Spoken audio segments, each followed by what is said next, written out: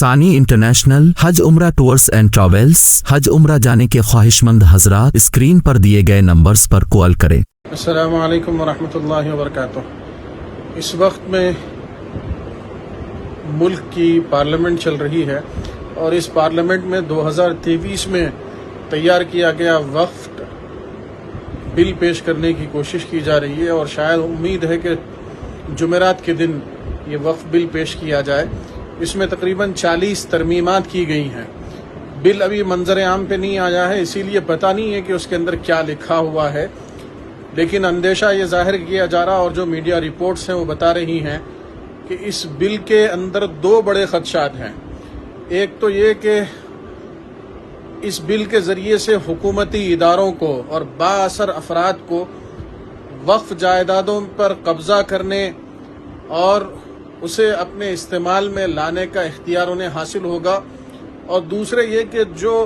اوقافی جائیداد ہیں اور ان کا جو منشا اور مقصد ہے، اس منشا اور مقصد کے خلاف ان وقف جائیدادوں کو استعمال کرنے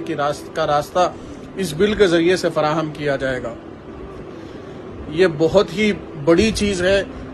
اور مسلمانوں پر اس سے بڑی ضرب پڑے گی،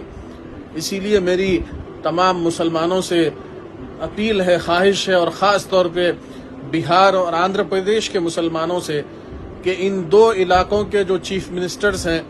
وہ اپنا بہت بڑا اثر و رسوخ رکھتے ہیں۔ ان 2 علاقوں کے مسلمانوں سے میری اپیل ہے کہ آپ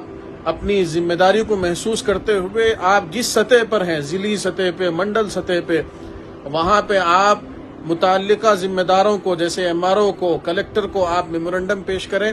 اور انہیں بتائیں کہ جو چیز اس وقت پارلیمنٹ میں پیش کی جا رہی ہے، جو بل پیش کیا جا رہا ہے، ہم اس کی مخالفت کرتے ہیں۔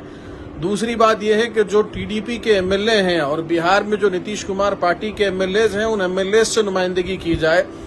اور جو سی ایم آفس کا آفیشیل ای میل ہوتا ہے وہاں پر بھی رابطہ کرتے ہوئے وہاں پر بھی ای میل کے ذریعے سے انہیں بھی متنبع کیا جائے، اور پریس اور میڈیا کے ذریعے سے چھوٹے چھوٹے بیانات اور پریس ریلیز جاری کی جائے اور پریس کانفرنسز کی جائے، جس کے اندر جو ہے اس بات پر، اس بل کے لانے پر غم و غصے کا اظہار ہو، اور مسلمانوں کی جو ناراضگی ہے وہ ناراضگی ان حضرات کے علم میں لائی جائے۔ جو آندھرا پردیش کے وزیر اعلیٰ ہیں چندرا بابو نائیڈو صاحب، ان سے رابطے کی مستقل کوشش کی جا رہی ہے اور ان تک اپنی بات جمعیت العلماء کے صدر محترم حضرت مولانا سید ارشد مدنی صاحب دامت برکاتہم کی ہدایت پہ پہنچائی گئی ہے،